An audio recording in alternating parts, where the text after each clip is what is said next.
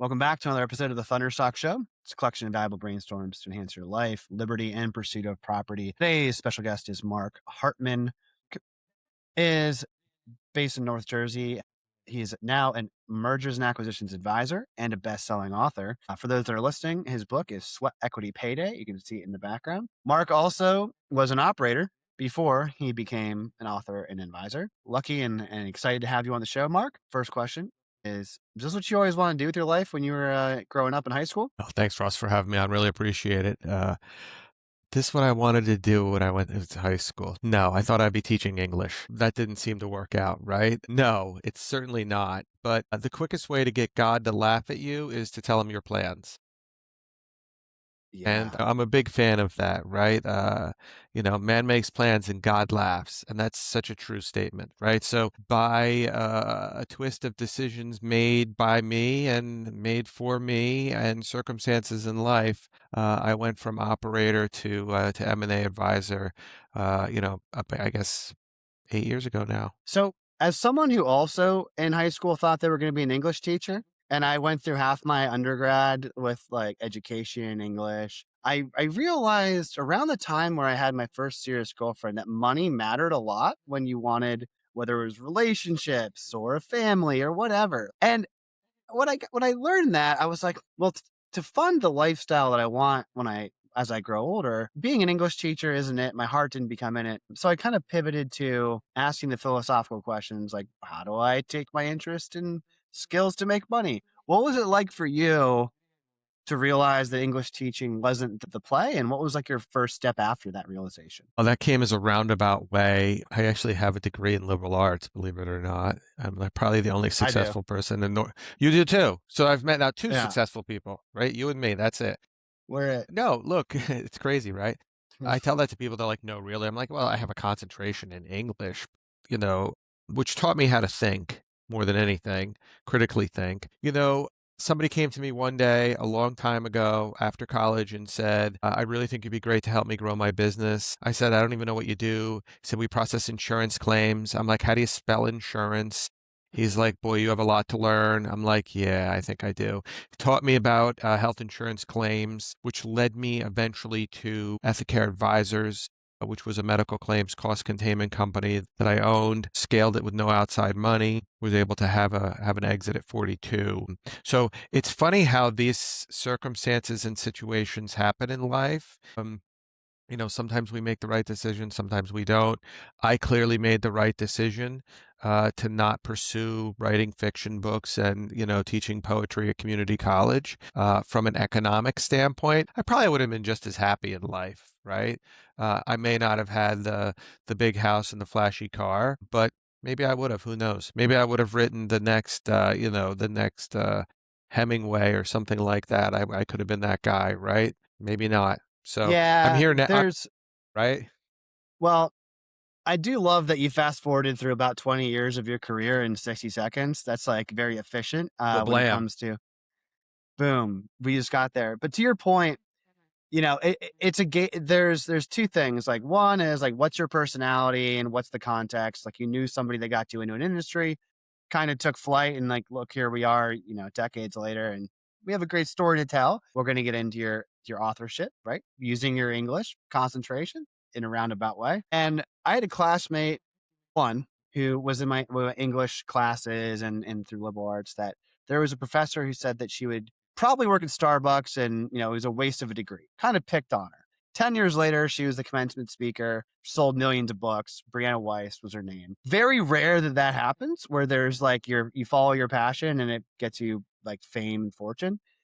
But with M&A, you don't have to be the best in the world at the thing. Sure, you have to be competent to be pretty good, but especially the lower mid market, 1 to 25 million operators, if you do over $1 million a year as an operator, you're in a pretty elite percentage of small business owners, period. And if you do over 10, I think the stat is like 95 to 99% of founders don't get past the 8-figure revenue mark per year. So you're in great company. But like to be an author that sells millions of books, that's either equally as challenging or more challenging. Before I dig more into your background, the frame of author as entrepreneur, right? So someone that's a best-selling author and exited for quite a bit. Can you give some similarities and differences between both of those like career pursuits? So the book, right? The book had to come out, right? I just felt like it was in me. It took me 3 years. I fooled around with it. I will tell you that I wrote it, right? There's no chat GPT here. And when you buy the book and read the book, you'll know that it's me. The jersey comes out, right? Especially my favorite chapter, Negotiate Like a Terrorist. My. Yeah. Yeah. I wanted that to be the title of the book, but publisher and the editor were like, no, Amazon's not going to like that. Whatever, here I am now. So the book for me isn't, I'm not going to sell a million. I could sell a million copies. I'd have to buy a million copies and then give them all away to my friends, family, and anybody on the street. I'd be like that guy. I'd be like handing them out on the street corner like religious pamphlets, right? Get your sweat equity payday. Believe in Jesus. Get your sweat equity payday. Believe in Jesus. Anyway, so I feel like the book for me was more of about me, about my desire to help as many business owners get their payday, right? It's become very clear to me in conversations that I have nearly daily with business owners 60, 65, 70 that they sent their kids off to college and the kids never want the business. They just want dad and mom's money at the end. So Right. we're seeing like a situation here where businesses that could be 2 or 3 generations deep will not see the next generation in the family. It's happening every day. The silver wave, the silver hair tsunami, I think that it's Yep. Silver sometimes called. tsunami. Yep. Silver tsunami. Maybe if I knew I was getting an 8+ figure inherited business and my lifestyle be paid for, then I would be teaching poetry. But that surely wasn't the case for me, which probably was why I became a first generation, operator. But what do you see in terms of commonalities with that demographic that you needed to get out onto paper to help them? Like, what are some of the common pain points? I will say that as of a few years ago, talking to M&A exit advisors, there was like 4 out of 5 of these, founder, owner, operator folks were not prepared to exit. And whether that was psychologically, whether it was their business plan, and just like, oh yeah, I'll hold on to it until one of the several D's happens, whether it's death, divorce, disease, you name it. So I just kind of need to know, how do you negotiate like terrorists?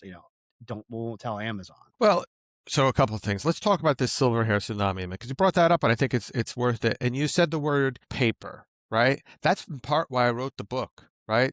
Because that generation does not want to listen to it on Audible for the most part. They want me to send. They want this. They want to buy it, right? Here's the book, right? To Everybody touch wants it, to feel write it, in it. right? Yeah, so that generation is very unique, right? These folks are, they're adopting some of the technology, but it's not their go-to, right? They're not the ones reading necessarily on a Kindle on the airplane. Generally happens, not going to deny that, right? But they're old school paper, and I think that changes how we market to them, right? So when I talk about marketing to business owners 60, 65, 70 years old, the traditional method of spamming out emails simply doesn't work, right? Mm. And really, all I am is a marketing company in many, many ways, right? First, I market to get the listing. Now I got the listing, I got the seller. Now I market to get the buyer, right? So I have to make sure that I'm really, really good and laser focused at attracting the right buyer at the right moment when they want to sell their business, right? And then attracting the right buyer to the table, to the dance, whatever you want to call it, to buy that business. And it's a fun little dance. It's part of the reason why I do this, because I love the deal. I love the deal making. I love the putting the people together. I love the times that come during the final hours, and all the tactics that are employed by both sides. Trust me, I've seen it all over the years to try to get a leg up. So I think it's an important thing to talk about, is this entire generational change that's coming. In my mind, they're the last generation. It's going to resonate with a postcard, right? So I could send a postcard to a business owner. Hey, I got a book. You want a copy? It's free. Just send me an email. And that'll resonate because they still read junk mail, right? I think they stopped, and I think they're started again from what I can Wow. tell.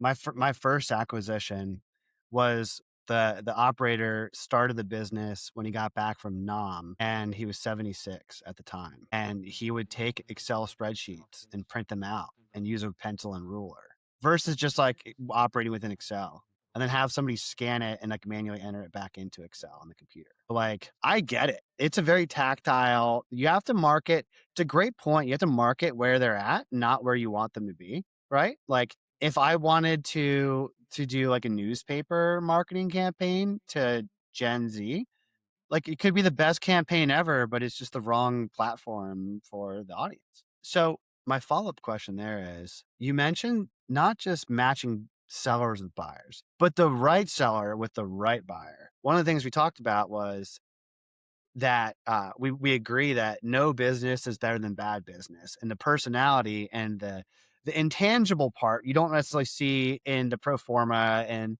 the CIM or the the books. It's across the table, that human relationship. What are some of the things you look for in like a good in both parties? Like, what makes a good seller a good buyer? So first off, flexibility, right? There are certain things that are hard yeses and hard nos for both sides, and I totally get that and respect that. But there's a lot in the middle that we can negotiate, right?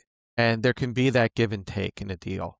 And if you're not willing to negotiate in good faith, right? And you're going to constantly play games, right? And I've seen this happen. Sometimes it's the deal team that's doing it. Sometimes it's the principals in the transaction. Then the deal's not going to get done, right? And part of my job is when I put a buyer and a seller together is that I need to understand what's really motivating them and why, and how serious are they both, right? Because cold feet happens on both sides, right? Sellers and buyers. It happens all the time. So, part of this is that the future ultimate date is the wedding day, right? Mm, And that, the LOI is really just a prom along the way. And then after that, we're going to have a series of lots of dates, some of them very intimate. And then hopefully we're going to have a wedding, which will be the closing, right? And up until that point, even that day, a lot can go wrong if the parties are inflexible. I think mm. that's the principles. Deal team, you need experienced deal teams on both sides. There's nothing worse. I talk about this in my book. There's nothing worse than having a lawyer who's inexperienced in transactions starting to mark up asset purchase agreements because they just don't know what they're doing. And it creates an absolute mess and does a wild disservice to whoever they're representing. If you have brain cancer, don't go to a podiatrist, right? It's common I mean, sense. the way you say it, it's so true. But for those of you that are listening that might not get it, it's like eh, it's so spot on because our job, well, your job, but when I was in kind of in the is to get the deal done, right, and make people happy. Like, if a lawyer doesn't know what they're looking for and they just kind of maybe they're insecure and they're doing something that's not their expertise, they'll do more things to kill a deal without even realizing it for no good reason other than, they're in the dark without a flashlight. So what are some of the other, I love the analogy with marriage, right? Because it really gets to the point of you have to get along. And I think in relationships as well as in deal making, the words always and never should be reserved for very few criteria, right? Like the above the bar, these are the fixed firms. A wise in person once said, you can have your price or you can have your terms, but it's hard to have both. What do you think about that phrase? Uh, this same person always advised me, it's better to have terms. So when you're doing deal structure and making a deal, what are some of the things that you look as like a mediator, moderator in the agreement to help people get along and be like, hey, podiatrist lawyer, like either find a better, a different lawyer or like coach them along to not kill the deal. So true, right? Price is what you tell your buddies at the country club quietly, right? Terms are what keep you up at night before you sign. So I would rather have terms than price all day long. And let me explain this to you. I'm going to make an offer today to buy your business. I'm offering you $1 billion cash for the shares of your company, but you got to leave $2 billion in the bank. See how silly that is, right? But in Oh, all I know. reality, you can tell all your buddies that you sold your company for $1 billion, right? Nonsense. Terms all day long. And if you don't have the right person negotiating the terms, in the LOI, right? it's going to become a mess. And not many people realize that. You should see some of the LOIs I get. There are definitely set up landmines on purpose to trap a seller into signing a deal. And then the retrade shenanigans will certainly come out. Retrade, for those that may not know, is when a buyer gets information and goes, well, had I known that, I would never have offered you this much. And as a result, we're going to have to cut our offer from here to here. And the seller, who may feel they're very engaged or may feel they don't have any options because they probably have a bad advisor, goes, all right, I'll take it. And that I lecture buyers about retrade. I make sure they have enough data up front so that that doesn't happen. And I scream at sellers, keep your foot on the gas pedal, keep the sales going, keep the vendors happy, keep the customers happy, keep the employees happy, and make sure there's no problems during the first prom LOI to the wedding, because that's such a crucial part to the equation. Well, going back to your analogy between dating and marriage, there's a lot of due diligence period, right? It's in between signed LOI and signed agreement. Where Can I then stop you this, right? Can I stop you right there? go ahead. I actually don't believe that, and I actually practice a completely different philosophy Let's of hear it. before the LOI, there is a pretty wide open data room that exists for anybody that signed the NDA so that they know what they're getting into. And I want to make certain that when they send me an LOI, I usually ask them to send it to me in draft so we can talk about it. I want to hear what you're saying. I want to know what you're thinking. I want to tell you what I think it's missing in order to get the seller to sign it. So I'm a big proponent of build a data room, give them all the access to it. Now, is it going to have the customer list? Of course not, right? You don't get that until the end, but it's going to have a customer concentration report, and it's going to tell you for the last 5 years, this is, customer one, customer two, customer three, customer five, blah, blah, blah, blah, blah, right? And I think so that's a difference in philosophy. And I wish more advisors would adopt it because we'd have better closing rates. So I'm Well, sorry to interrupt you there, but I think it's very different. I'm gonna counter back and say, in a better world, that's how it should be, right? You have your ducks in a row, like you've done all the work you need to present. But that's why I think, going back in our conversation earlier, why 4 out of 5 owners aren't ready to sell, because they might not have their data 100%. room. They might not have their data room cleaned up. So to your point, I think the scenario that I said may be common. Doesn't mean it's right or correct, but it's common Common. because but it might be common because they aren't prepared. They don't have an M&A advisor before they, whether willingly or through nature of circumstance, decide it's time to sell. What does good data look like so that you don't get, so that your date, like your fiance, doesn't find out, oh, this guy's a slob, this guy's in massive credit card debt, oh, he's got a serious with substance abuse, like the crazy skeletons. Like, how do you clean somebody up so that when it's time for the LOI, they don't screw up the dating period, right? So I talk to sellers just like this. Ready? If you were buying your company, what would you want to know? And when would you want to know it? Okay. Now we're My going to go answer through is this everything very up simple. front, Pretty much. Pretty right? much. So, right? Legal. I want any legal issues, disclosures, everything like that ready to go. Yeah, I want your insurance, copies of your insurance policies and certificate of insurance. I want your employee information, right? Give me a list of the employees.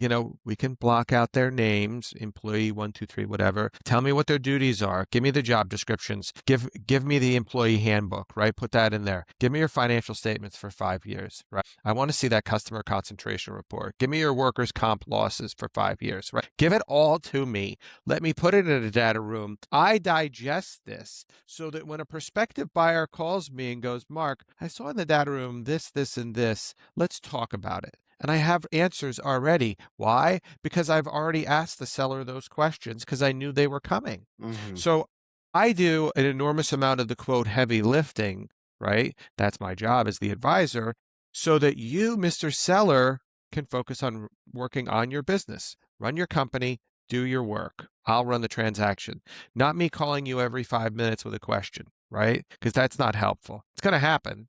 hopefully not as much as time goes on, but in the beginning, silly questions will come from buyers, and I will not know the answer to said silly questions. You will teach me, Mr. Seller, and then I will bother you again with the silly question because I already know the answer. And I think that this way and how I approach mergers and acquisitions, more of a white glove one-on-one, maybe it's an old school philosophy, I think is a little different than let's just get as many listings as we can. We'll put them on the board. Uh, We'll throw them on the internet. We'll wait for the phone to ring. And when the phone rings, we'll put them on the phone with a junior analyst to qualify them and we'll go from there.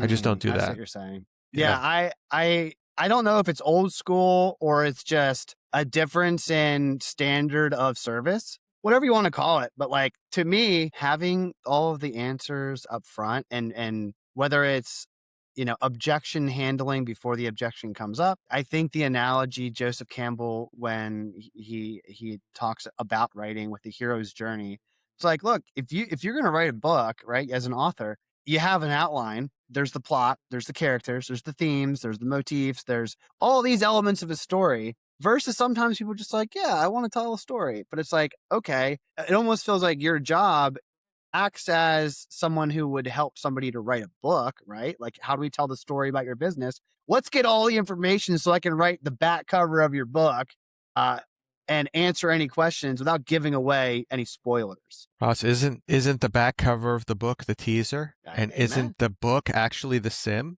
And isn't the whole narrative that we create as M&A people really just to do one thing, right? Sell the business. Convince I, the other side it's worth a little look-see, right? And I, then when you get mhm. enough of these guys, gals in the room, right?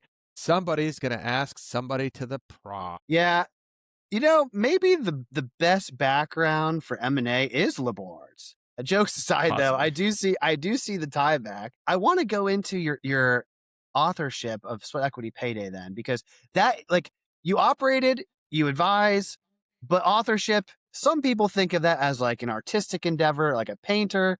But I also look at it like as it's your own business. It's a different entrepreneurial thing. It Can you talk to me is. about It that? is. It is. So the book, right? It's a business, right? It's on Amazon, Barnes and Noble, here, there, and everywhere, right? I just started recently recording the Audible version myself. I don't know what I was thinking, but apparently AI is not good enough to get my New Jersey out in the recording. So here we go. I'm recording it myself. And that's part of the business, right? There's an expense to me, there's an investment of time so that I Mhm. hopefully can sell a few people on the Audible version, right? The Kindle version sold very, very well in the launch, which was in January. I did get bestseller in just 2 categories. Some of your other guests got a lot more. I was only hoping I was to sell a few and just getting one. So to me, I exceeded all expectations, right? It's a business, but it coincides really and fits very nicely into what I'm doing because it really is like the homework if for a business owner, 1 to 2 years before they list the business, right? Read the book, right? It'll give you enough to get you to a much better payday at the end. You'll know what to expect. And trust me, whatever you think, Mr. Business Owner, has been the hardest thing of owning a business, it is absolutely nothing compared to what you have in store for due diligence. You talked about that before, and due diligence is my famous line, right? In God we trust. Everyone else, prepare for due diligence.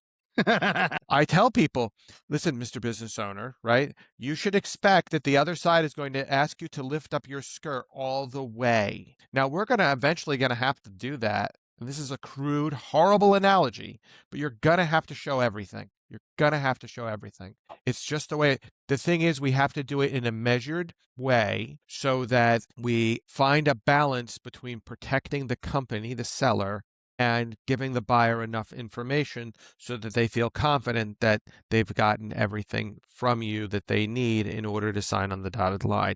And that is a very difficult balancing act. Very difficult. If you look at it like a continuum, not binary, not, yes or no, there's, not having enough information provided or, not having enough data to answer questions. So that's a no, right? Whether that's intentionally hiding things, being dishonest, not acting in good faith, or just not knowing or not having data available. That's one way I have bad data. But I didn't think about this. There's also oversharing data, right? Like you can tell Sure. You can say too much where it's like, maybe you didn't let the other person on the other side form their own opinion. Maybe you said things that weren't relevant, weren't asked, weren't going to be asked, didn't make you look good. Like you just talked in sales, they call it talking past the close, where like somebody wants to do it and then you keep talking and they're just like, nope, I don't want to do it anymore. And I think that works also with books too. Like if your book could be, say, how many pages is your book? 100 and something, But 120 pages, let's call it. if it was 500 pages, it probably would be worse. It wouldn't be better, I'm assuming. Listen, the problem is getting business owners to read a book, right? Because they're busy. They're still right. Look, they're working in the business. They're working on the business. They're taking Johnny to soccer practice. Mhm. Johnny could be their kid or grandkid, who knows, right? The wife is dragging them out Saturday night with another couple. Life is things. So I wrote the book with the intention that you could get on the flight in Miami, read the book, get off the flight in New York, and you were done, right? That was the point behind the whole thing, was to get it out there and go from there. You just mentioned something that I think is kind of interesting about the sharing and oversharing, and this is how I prep, um, buyers and sellers for the first meeting. Buyers, the seller's not going to tell you everything on the first date. It just doesn't work like that. So don't expect it. There will be certain things that you will ask that I will step in and say, you can't have that now, but, later on we'll give you that. Yeah. The customer list. Sellers, customer list. Yep.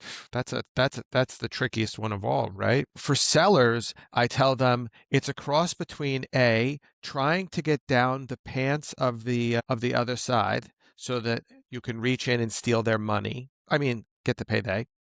And B, you're sitting across from the Secret Service being interrogated after just assassinating the president. Those are the two dynamics that you have to think about while you're in the first meeting with the buyer and the seller, then buyer. As a seller, I want you to think about that. That is the dynamic you're in. Keep that in the back of your head at all times. So I'll While tell you a still funny story. operating in good faith. Well, While stop bringing still good faith. operating. Yeah. So when I sold Ethicare, right, that was my claims cost containment company. The buyers required to have conversations without me with my top customers before they would write me a check. Oh, wow. With top customers, not just staff, not just employees and team. So I wouldn't let them talk to my employees because I didn't think they were going to pull the deal off. I'll be very honest with you. I thought at the end they were going to find something wrong with me or the business. That was my own insecurities and head trash talking. So I wouldn't let them talk to my employees. The customers was a very well scripted conversation. The narrative was very well scripted, so that it was not it was meant not to be harmful to me in the long term. But they did talk to my clients, and that was outside of me being there. It was frightening. I'm not going to deny that. Not that what my customers would say about me, but what would happen next, right? Between my relationship with the customers. Luckily, this happened 1 week prior to closing. The deal did happen. And afterwards, it all worked out perfectly fine for the buyer, so it wasn't a big deal. But there was a lot of angst and stress about that in my head. I can't deny that. People have to Well, be ready for that. you Have to know, be ready. one of the most tense moments, at least in my own head trash, between dating my wife and marrying my wife, was she asked some of the mutual friends that we had, what was Ross like, this and that, and I was like, oh man, and they were all like, oh, he's great, and I was like, thank God, but that was my own insecurity, and it, like what you said too, when you're an owner, there's like, if you're being honest with yourself, everyone has what you said was head trash. But when you have that frame of um, the CIA and you're trying to, reach in their pocket, there's not really head trash doesn't by definition serve you better. So knowing what you know now with your experience, like how do you help navigate owners with their own head trash, whether it's to prep before they get to the sale or whether it's in negotiations? I think that's a really important part of like the space you're in. All right. Dirty little secret here. Between LOI and closing, 80% or more of what I do is buyer and seller psychology and emotion management. I believe it. 15% is um, keeping the lawyers on track, and I'm being Mm, polite. And the balance, maybe 5%, is actually just managing the paperwork and due diligence, right? Yeah. yeah. Listen, emotions run high. Sometimes I have to listen. Uh-huh, uh-huh, uh-huh, uh-huh. All right, are you done? Yeah. No, that's not going to happen. If you were on the other side, what would you want? What would you Mm, say? Right? And that comes through pretty well, right? You know, the old golden rule we learned when we were kids, right? Treat others how you want to be treated. Well, I just say that a lot, right? If mm. the roles were reversed and, you, Mr. Buyer, were Mr. Seller, and what would you say to that request? And sometimes the answer is, well, I would say I have to honor it. And I'm like, well, I think you're full of shit, period, full stop. So, and that comes out, right? I'm a New Jersey M&A advisor, so a little Hey, potty mouth does come out of my mouth from time to time, and if that offends people, whatever. it I'm goes only back to there the for right buyer, right seller, though, right? Like direct yeah, yeah, communication is important. You don't want to waste time and energy beating around the bush. And there's this concept like Midwestern nice, which is the opposite of North Jersey, potty mouth in a lot of ways. correct, correct, correct. Like the F word in North Jersey can mean a lot of different things, right? It's all about your perspective on that, Yeah. right? And look, each one of these deals takes on a life of their own. A lot of people say to me, you only do a couple deals a year. How's that even possible, Mark? One, I'm the master of work-life balance. Two, remember, this is a second act for me. Three, each deal takes you were in M&A. As a solo guy, each deal takes between 300 and 450 hours. They're like, Oh what? That yeah. can't possibly be. I'm like, yeah. So if I want to work 2,000 hours a year, right? I can only probably do 3 deals because the rest of the time I got to be out there networking, trying to hunt down the next deal, right? Well, it's I working got to on be your business versus in your business. correct. And you're the business. So if you don't have that work life balance, you're not going to be sharp, right? Like, I think Correct. that your trips and your travel and the things that you do with your life now that you're in this stage, again, from knowing you for as long as I've known you, that's probably part of the secret sauce, which makes you effective, right? If you're pulling your hair out and stressed out all the time, you're probably not going to be as good at your job. Correct. Correct. And listen, I could do M&A sitting at my desk in New Jersey or on a cruise ship in the Caribbean. It doesn't matter, right? Mm-hmm. The world has, listen, 15 years ago, this wouldn't have been possible. It would not have been accepted by the clientele. Now, thank you, COVID, everybody, it's all online. The whole world is online. Right. So I feel like people want you to do the job and they don't care where you are. So I feel like I'm going to leverage that and I'm going to travel as much as I can. Well, I think part of the reason you wrote the book and part of this story that you tell is look, like we're trying to help people get the desired outcome. Like, what's the output? The input, there's degrees of whether it's business or whatever it is. Like, leverage matters a whole awful lot the older I get. Where it's like, yeah, when I was 10 years ago, I was working 80 hours a week and I thought that's what made me great. But now I can get more done in like 10 because I'm just better at what I do and I know how to do it more effectively, Correct. whether it's technology gaps or skill gaps, whatever. My question about that is, um, at what point you mentioned COVID being a force multiplier for your work life balance, but at what point did you have the flip switch in your brain where it's like, look, outcomes are what matters, the bottom line is what matters. Like, I'm going to go on this trip, and whatever, so if somebody's going to judge me for dropping the F bomb or for going or working remote, whatever, like, to hell with them. I don't think a lot of people as entrepreneurs on day one have that confidence or mindset. How did you when you started, or was it a learned thing, and what helped you learn it? I think it was learned and earned, right? Mhm. Over time, I've realized that I am who I am and I can't change that. My wife will certainly tell you that too.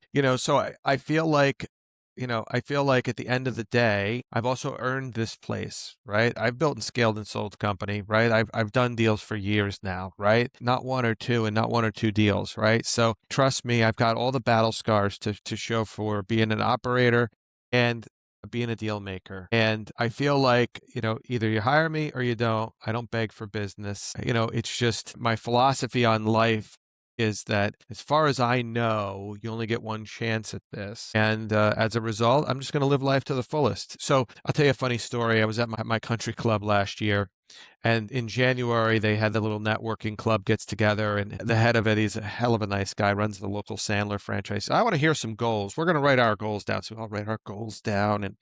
Anybody want to share their top goal? Golly, said, yeah, Mark, give me your top goal. I said, my goal in 2025 is to spend 30 days on cruise ships in the aggregate. Mark, how's that a work goal? I said, work-life balance, dude. I got 46 last year. So you can tell I'm a Crushed complete it. overachiever. Yeah, you crushed Crushed it. it, right? Yeah. Yeah. This year, the goal's 60. I have 58 booked or completed already. So we'll see how this works itself out. I'm going to get there. You can bet money on that because I always hit my goals. But I feel like I've earned it. I feel like I hustle with the clients, right? I only usually work 1 or 2 deals at a time because I can't work any more than that. And when I'm there, I'm there. Focus. It's I'm focused. Yeah. I don't know about you, but I'm a monotasker. I do one thing at a time. I do it very well, and then I move on to the next thing, right? People who are multitaskers, and they do exist. I'm not one of them, but they do exist. I admire them on so many levels because I can only do one thing at a time. I do it really well, but I do one thing at a time. I think when I'm 50, my goal will be to be a monotasker. I love multitasking, and it's not so much doing multiple different things. It's like I love having like a book of like right now I've got 8 clients in a podcast. Like, but to me, I do similar things for each. So I like the variety. But I think once my goal becomes comparable to your work-life balance, where it's like, hey, I want to spend 2 months of the year with my grandkids, like doing cool stuff, right? Yep. Like I have clients that are working in transition to like, exit.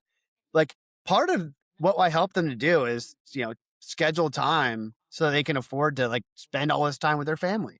And that fills me up. That gets me fired up because the reason I asked the prior question is the difference between working on your business versus working in your business.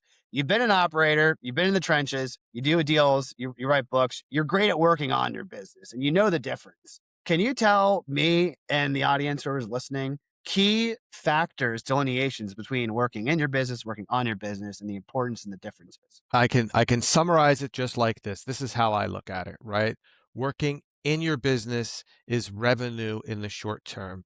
Working on your business is value in the long term. So things that you can do today that will make the cash register ring is in the business. Things that you're doing today that will add value when it comes time to sell your business is on your business. So for example, one of my favorite ones, which drives absolutely every seller nuts when I talk about this is, have you documented all your policies and procedures? Got to do it. Gotta do it. Bigger the company, the more important it is. Gotta do it. No oral procedures. I want documented procedures. Now, you don't have to tell me how to refill the water cooler in a written document. We get that, right? Right, But the right. fact of the matter is that we need, for all crucial things, documented policies and procedures. So if you spend time today documenting policies and procedures, that's on your business. It's not going to make the cash register ring today, right? If you pick up the phone I and love close it. a deal with a customer, you are working in your business. Yeah. I That's mean, my look, you're right. If you can't effectively delegate and elevate somebody else, that because you're eventually not going to be the chief of the tribe if you sell your business, if you can't help somebody else to fill the seat, if it's all tribal knowledge in your own head or in your key team members' heads, what makes that desirable to a buyer? So it doesn't. from that perspective, very good definition. I may have to steal that definition. Thank you. All yours. But there's another concept that we touched on in the beginning, which was the non-readiness factor, and we've talked shared stories about it. But like when we talk about price and terms, we're on the same page. Terms matter. But not only are a lot of sellers not ready yet to sell, whether it's their headspace, head trash, or their books not in order, procedures, whatever you have it. But when they do sell, there's oftentimes a signing period where the key, maybe it's the founder operator, needs to stay on for a year or two with an earnout as attached to their comp. And I think, I was one of the lucky few that didn't need to like stay on after I sold. And I don't know if you were as well, but like I think for a lot of people when they have it in mind themselves, the last day that they work like in and on their business is the deal table. What are some of the things that you see when people like begrudgingly have to do an earnout, or they successfully can be like, all right, I'm going to Costa Rica and I don't need to worry about this anymore? Yeah, listen. All business owners should expect upfront to spend a year afterwards. If you can spend a minute less than that, well, that's awesome. right? Mm, But you should just have that in your head. Why? Because it gives any buyer a certain level of comfort that's necessary, that you're not selling them a jalopy and then closing down your used car lot the next day, right? You're going to be there like General Motors is to stand behind the warranty of its brand spanking new Corvette, right? So mm. you're there to stand by everything you've said, from the first meeting to the closing table. Anything that you've said, you're there to stand behind for 12 months, and you're going to have to look them in the eye and, really be truthful about what you've said. So I think that there's that aspect of things. All business owners right up front should plan for a year. And if you can't plan for a year, be prepared to get potentially a lot less money. That's just the reality. So it's more of a feature than a bug, right? Because I think a lot of potentially. Potentially. Yeah. Okay. Huh. And if you're not needed, then great. At least you were prepared to stay for a year. Correct. I stayed for 60 days full time after I sold my company, and then they had the ability to call me for a period of time thereafter. And if we agreed to work together, we agreed to work together. I can assure you that they didn't call me too much because the company that acquired Ethicare was a much larger company. They didn't need me. Right? You're They both had their own prepared. management lead. Correct. Correct.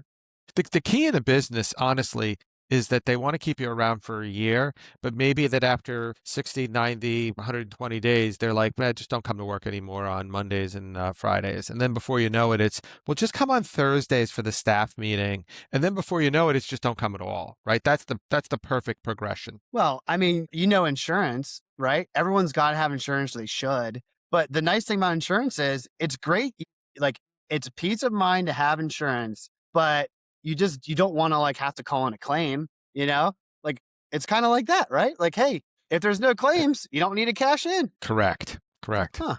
That's an interesting frame. I love these analogies, Mark. Maybe that's the author in you, the storyteller, that just make the concepts that might be like dry or difficult to understand, like kind of relatable to everybody. Have you always been like that? Like, is that part of the reason you want to be an English teacher back in the day? I don't know if I've always been like that, but certainly I've developed that over time, partly battle wounds, right? Partly Mm, trying to explain insanely dry and complex topics, right? Like networking capital to business owners, right? And I think that that's just, part of that. In the beginning, before we go to market, a lot of time is spent getting things ready for a business and educating a seller on what to expect so that when things happen down the road, I can say to them, remember, we talked about this. And they can go, oh, yeah, yeah, yeah, yeah, we did, we did, we did. And it gives them a little bit more comfort, right?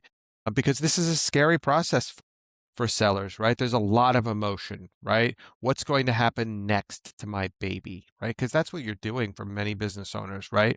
You're selling a baby, and that baby might be a third generation baby, and it may have the family last name on it, Smith's Widget Company, since 1912.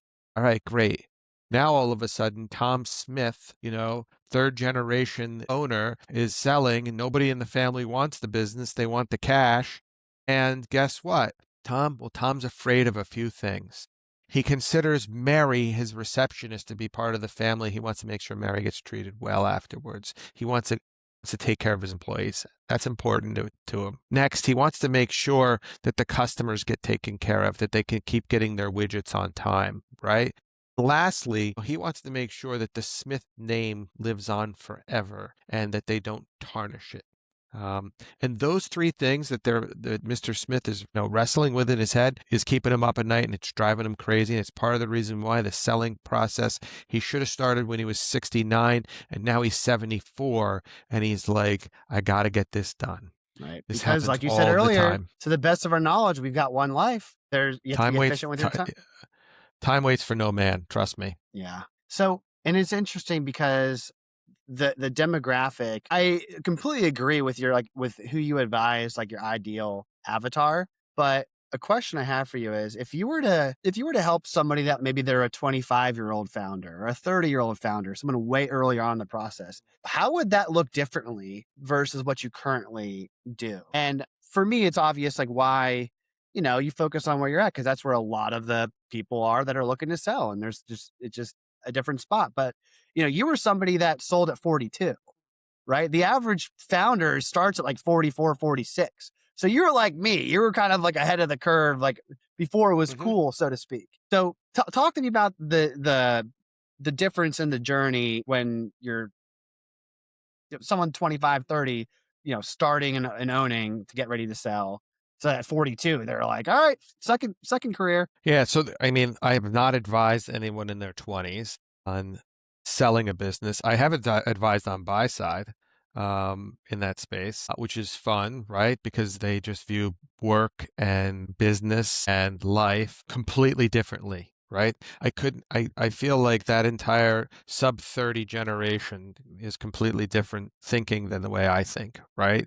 Because I'm like you, right? You get up, you work hard, you hustle, and over time, you've built a good company, right? They are much better at the work-life balance thing at that age than I certainly was, right? So I admire them on that respect. On the other hand, I fear that that could be problematic down the road, since some of these folks have not worked or lived through a recession, which we all know Mm. is coming. It's just a matter of when. A Um, recession is coming.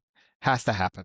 whether it's in a quarter, whether it's in a decade, 100 years, what goes up must go down. It won't be 100, that's for sure, but definitely we're going to see it, right? So it'll be interesting to see when the rubber meets the road, when things get tough, how will they respond? Will they step up? Will it not matter to them? Will they just keep doing what they're doing? They're like, well, I'm just happy.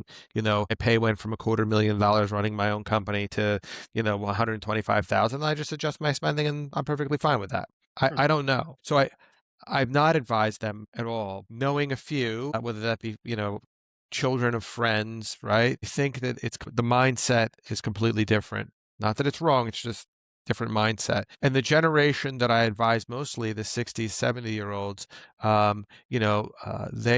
their philosophies on work are completely different. And that is part of the reason why selling becomes a completely different discussion for them. Because for them, selling means, what am I going to do the next day?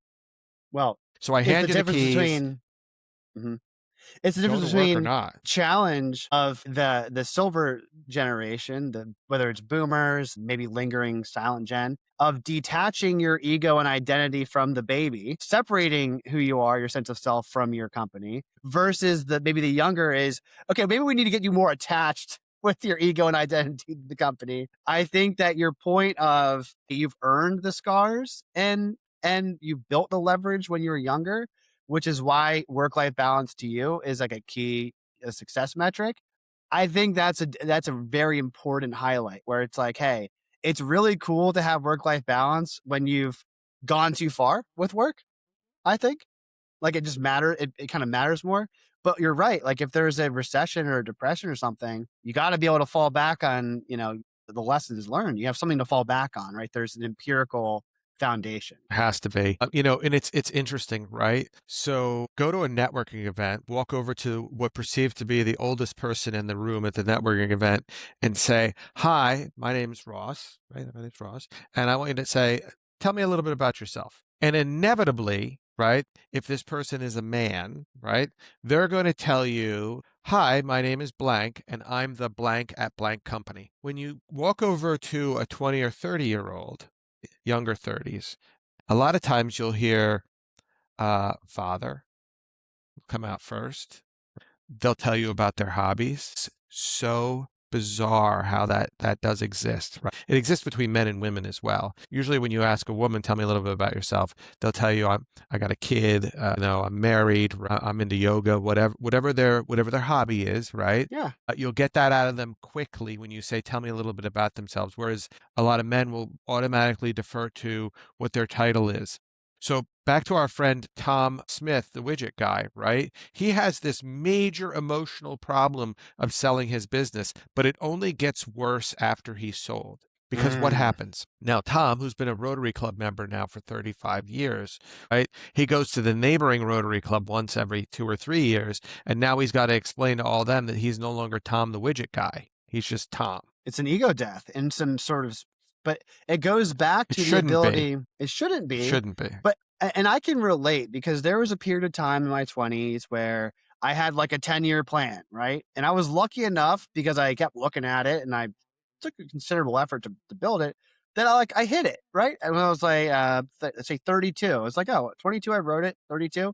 Well, check the boxes in the timeline. Great. The worst period for my mental health was from 32 to 33, where I'm like, now what? Right? Where I hit it. And then I didn't set another future goal.